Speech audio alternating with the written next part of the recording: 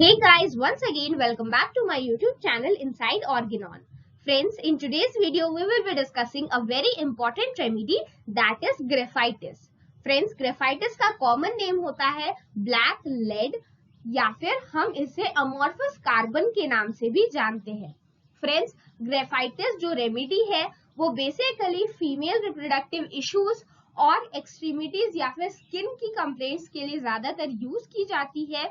Suppressed eruption होने की वजह से अगर कोई प्रॉब्लम हो रही है तो उसके लिए भी ग्रेफाइटिस बहुत अच्छा काम करती है. तो जब मैं आपके साथ ग्रेफाइटिस डिस्कस करूं तो आप प्लीज इसके फीमेल रिप्रोडक्टिव सिस्टम पे, स्किन पे और एक्सट्रीमिटीज के सिम्टम्स पे इंपॉर्टेंस दीजिएगा, बिकॉज ये वो सिम्टम्स है जिससे एग्जाम में मोस्ट फ्रीक्वेंटली क्वेश्चंस पूछे जाते हैं. तो चलिए इसी के साथ इस रेमेडी को स्टार्ट करते हैं. ऑल्सो फ्रेंड्स, अगर आप मेरे चैनल पे पहली बार विजिट कर रहे हो या फिर आप पहले भी विजिट कर चुके हो और आपको मेरे चैनल की वीडियोस पसंद आते हैं तो प्लीज प्लीज प्लीज मेरे चैनल को सब्सक्राइब कीजिए, बेल आइकन प्रेस करिए ताकि आप इनसाइड ऑर्गेनॉन के अपकमिंग अपडेट्स मिस ना करो. Thank you.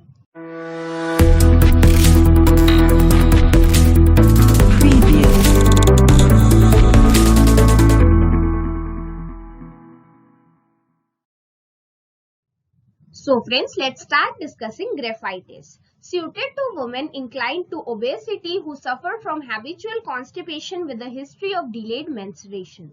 So basically, graphitis ऐसे women की दवा है जो कि obese होती है, जिनमें habitual constipation होता है. That means जो often constipated रहती हैं with a history of delayed menstruation. That means they have a history कि उनके जो menses होते हैं वो लेट आते हैं या फिर जो फर्स्ट मेंसेस उनका आया था वो काफी डिलेड आया था. Now another point which is very important and which must be remembered, जहां पर पल्सेटिला और ग्रेफाइटिस को कंपेयर किया गया है, that what pulsatilla is at puberty, graphites is at the climacteric.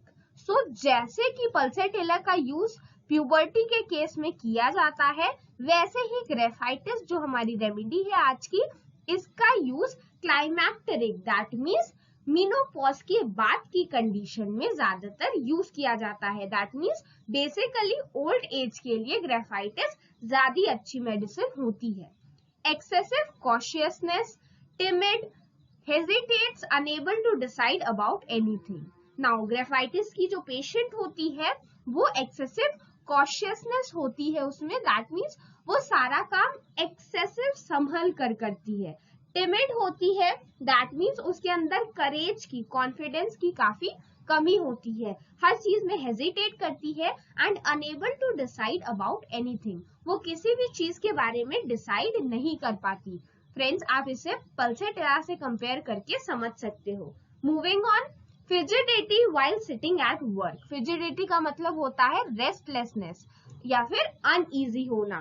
सो जो ग्रेफाइटिस की पेशेंट होती है, क्योंकि ये बहुत लैक करती है करेज में, तो ये वर्क के टाइम भी, सपोज ये ऑफिस गई या कहीं भी गई तो वहां जाकर ये काफी ज्यादा फिजिड हो जाती है. नाउ जस्ट बिकॉज मैं ग्रेफाइटिस को एक वुमेन से कंपेयर कर रही हूँ, दैट डज नॉट मीन कि ग्रेफाइटिस कभी भी मेल्स के लिए यूज नहीं की जा सकती. That is not at all the case.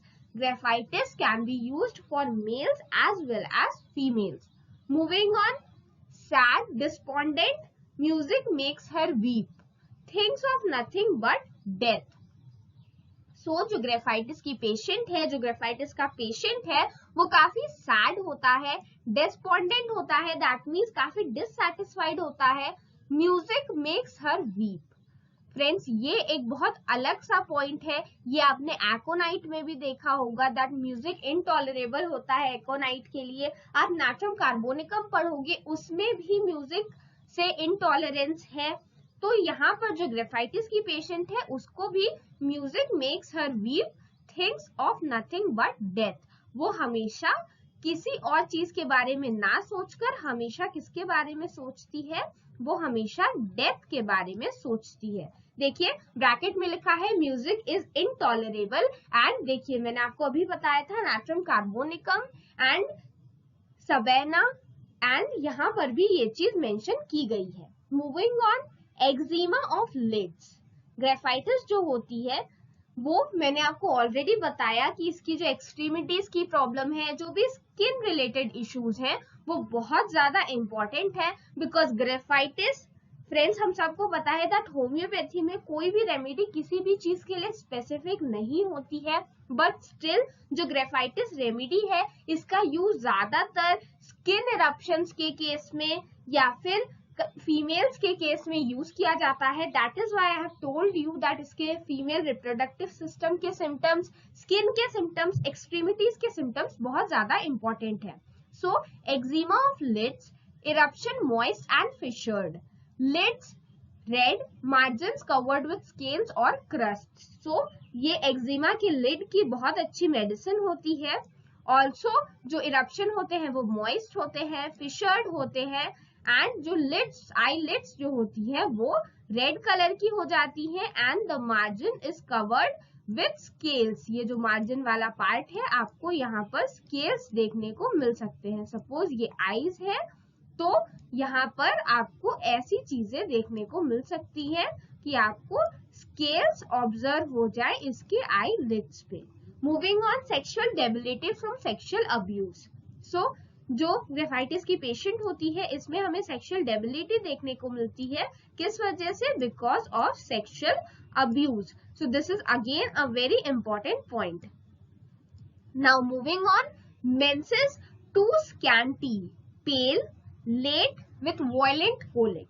सो हमने ऑलरेडी देखा कि हिस्ट्री यहाँ होती है ऑफ डिलेड मेंसेस। ऑल्सो यहाँ पर क्या लिखा हुआ है, मेंसेस जो होंगे वो काफी स्कैंटी होंगे, दैट मीन्स कम अमाउंट में आएंगे। पेल होंगे, that means they will not be red, they will have a yellowish touch. Late with violent colic, late होंगे एंड वायलेंट कोलिक के साथ। कोलिक क्या होता है? एब्डोमेन में जो ग्रिपिंग पेन होता है, that is known as colic. So violent colic होंगे। इरेगुलर मेंसेस होंगे, दैट मीन्स उनका जो फिक्स ड्यूरेशन होता है 28 डेज का या फिर 30 डेज का, वो उससे ज्यादा टाइम भी ले सकते हैं। Delayed from getting feet wet, menses जो होते हैं ये डिलेड हो जाते हैं from getting feet wet. Friends मैंने आपको अभी तक पल्सेटिला नहीं पढ़ाई है, बट पल्सेटिला में भी ये एक बहुत इंपॉर्टेंट सिम्टम है that menses suppressed from getting the feet wet. Now moving on, morning sickness के लिए ये बहुत अच्छी मेडिसिन होती है। So morning sickness during menses जब भी देखने को मिल रहा है, जबकि जो पेशेंट है वो बहुत वीक और प्रोस्ट्रेटेड हो जा रही है ड्यूरिंग मॉर्निंग मेंसेस के टाइम, तो आप ग्रेफाइटिस उसे प्रेस्क्राइब कर सकते हो। Alumina, Carbo animalis and cocculus are also a very important remedy that can be used in such case. You can compare these remedies and फिर आप इसे समझ सकते हो। Now again a very important point has been mentioned here that graphites का जो leucorrhoea होता है वो एक्रिड होता है, that means जिस भी पार्ट से पास करेगा उसे एक्सकोरिएट कर देगा। occurs in gushes day and night. So जो ल्यूकोरिया होता है उसका फ्लो होता है occurs in gushes, that means scanty नहीं है। ल्यूकोरिया कैसा है? प्रोफ्यूज है। फ्रेंड्स कई बार आपको टर्म से भी मतलब समझना चाहिए। सो गशेस डे एंड नाइट, और उसका फ्लो कैसे होता है? Both day and night time and before and after menses. So leucorrhoea की कंडीशन ना सिर्फ मेंसेस के पहले मिल रही है ना ही बाद मिल रही है, मेंसेस के पहले और बाद दोनों कंडीशन में आपको ल्यूकोरिया देखने को मिलेगा। नाउ फ्रेंड्स आप इसे कंपेयर करके पढ़ सकते हो। देखिए आगे यहाँ पर ब्रैकेट में लिखा हुआ है बिफोर सीपिया।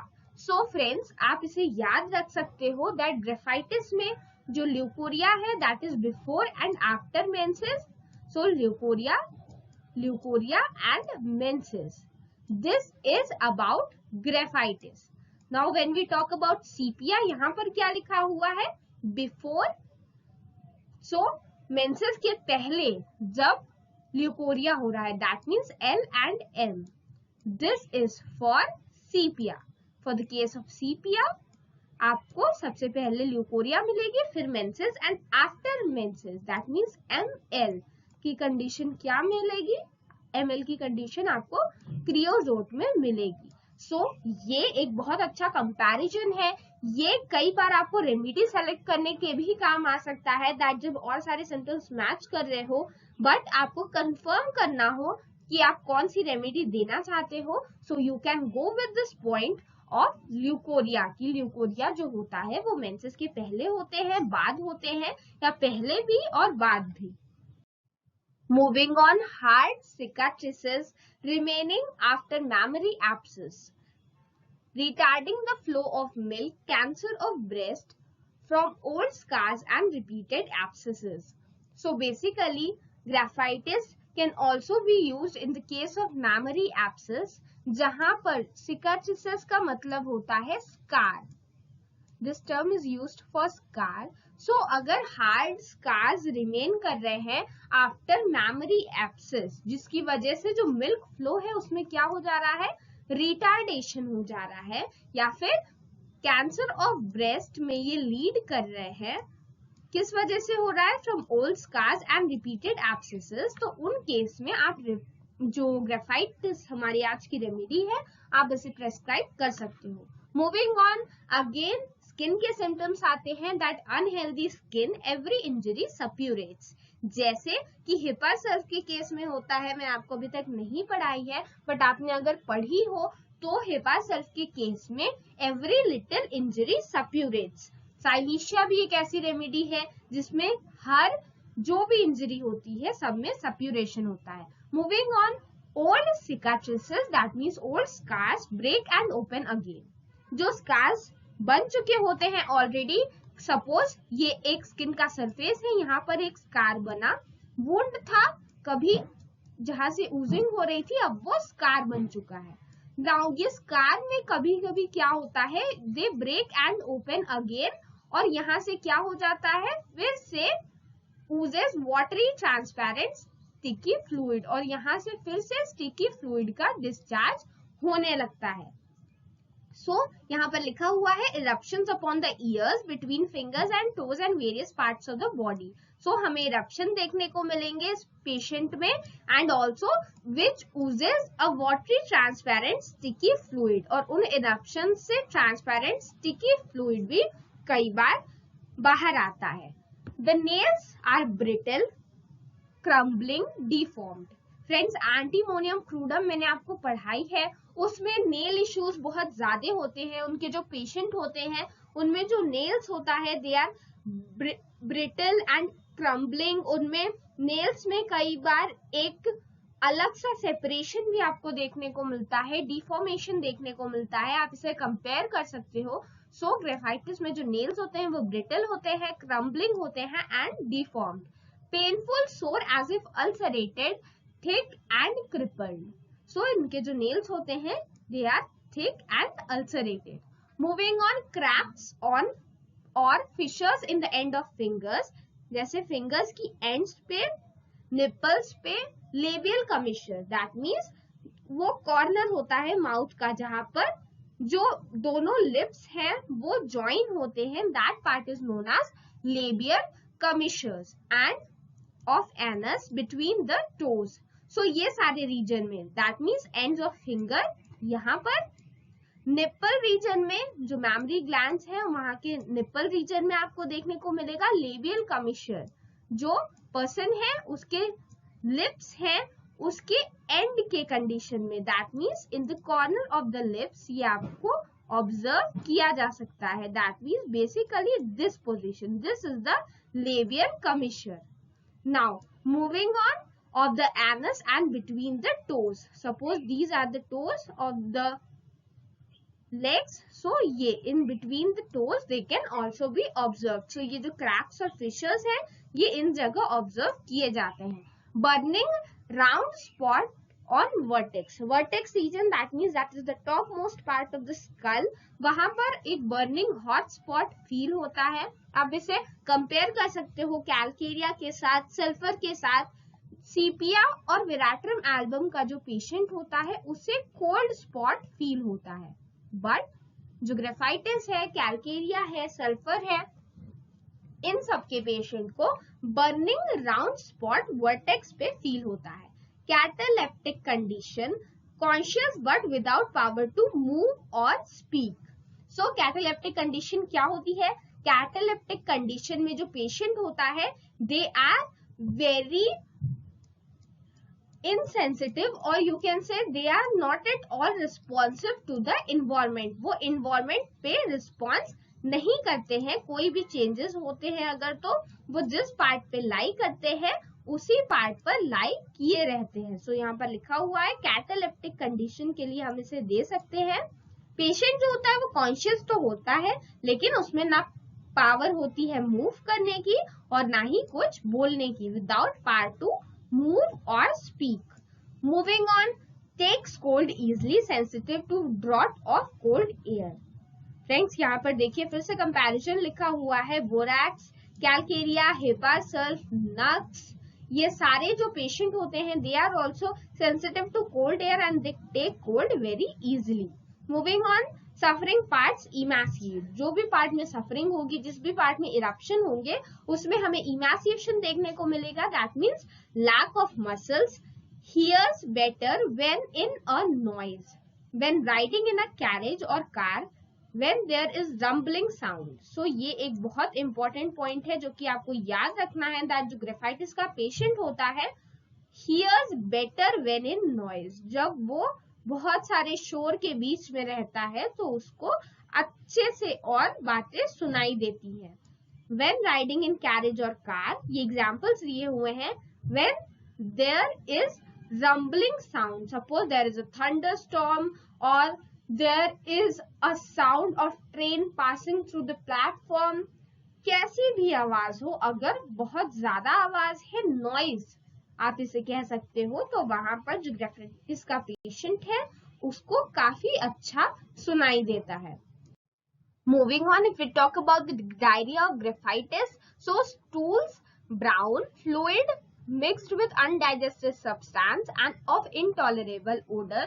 So स्टूल जो होते हैं वो ब्राउन कलर के होते हैं इंटॉलरेबल ओडर के साथ and they are often caused by suppressed eruption.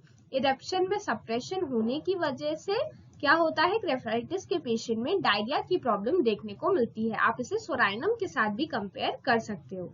Now moving on, chronic constipation. हमने ऑलरेडी देखा दैट हैबिचुअल कॉन्स्टिपेशन देखने को मिल रहा था ग्रेफाइटिस की वुमेन में। सो यहाँ पर क्रोनिक कॉन्स्टिपेशन है। स्टूल जो होगा वो डिफिकल्ट होगा, लार्ज अमाउंट में होगा, hard, knotty in the form of lumps and united by mucus threads, too large. So जो स्टूल होगा वो लार्ज होगा, हार्ड होगा, नॉटी होगा, lumps united by mucus threads. Smarting, sore pain in the anus after stool. So smarting और burning pain feel होगा anus में। जो चिल्ड्रन होते हैं वो इम्प्रूडेंट होते हैं, that means they are not at all paying respect to elders. ऐसे या फिर अदर पर्सन को वो कभी भी रिस्पेक्ट नहीं देते हैं। They are teasing, laugh at reprimands, मतलब उनसे अगर कोई भी बात उनको मना कर दी जाए, या फिर वो बहुत अजीब बच्चे होते हैं, जैसे उनको कभी भी रिस्पेक्ट नहीं होती है अदर्स के लिए, वो हमेशा टीज करते रहते हैं। Sensation of cobweb on forehead, tries hard to brush it off. उसको ऐसा लगता है कि उसके फेस पर, उसके हेड पर, फोरहेड पर कोई कॉबवेब जैसी सेंसेशन होती है, वो हमेशा उसको हटाने की कोशिश करता रहता है। So tries hard to brush it of.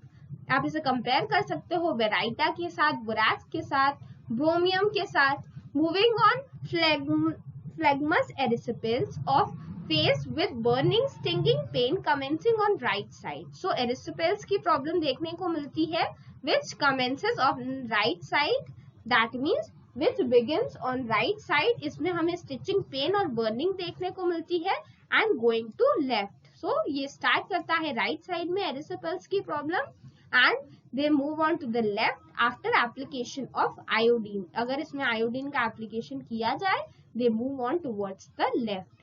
Moving on, decided aversion to coitus। So यहाँ पर decided aversion देखने को मिलता है coitus के लिए in both the sexes। Aggravation at night, इनकी प्रॉब्लम बढ़ेगी कब, at night time, during and after menses. हमने ऑलरेडी देखा that during and after menses leucorrhoea की कंडीशन देखने को मिलती है। So that is also a problem with which the patient of graphitis suffers. So इनका aggravation night time में होता है and during and after menses. Friends, again ये एक बहुत ज्यादा important point है जो आपको याद रखना है, जो कि हमने previous point पढ़ा, that decided aversion to coition in both sexes. So ये point आपको ग्रेफाइटिस में देखने को मिलता है. इससे कई बार डायरेक्ट क्वेश्चंस भी पूछे जा सकते हैं. सो आपको ये याद रखना बहुत ज्यादा जरूरी है. So friends, this is all about today's session. I hope this video was helpful. अगर आप चाहते हो कि मैं ऐसे ही और वीडियोस अपलोड करूं तो प्लीज इस वीडियो को लाइक करिएगा, अपने फ्रेंड्स के साथ शेयर करिएगा. ऑल्सो फ्रेंड्स, अगर आप मेरे चैनल पे वीडियोस देखना एंजॉय करते हो या फिर आप पहली बार विजिट कर रहे हो तो प्लीज प्लीज प्लीज मेरे चैनल को सब्सक्राइब कीजिए, बेल आइकन प्रेस करिए ताकि आप इनसाइड ऑर्गेनॉन के अपकमिंग अपडेट्स मिस ना करो. Thank you.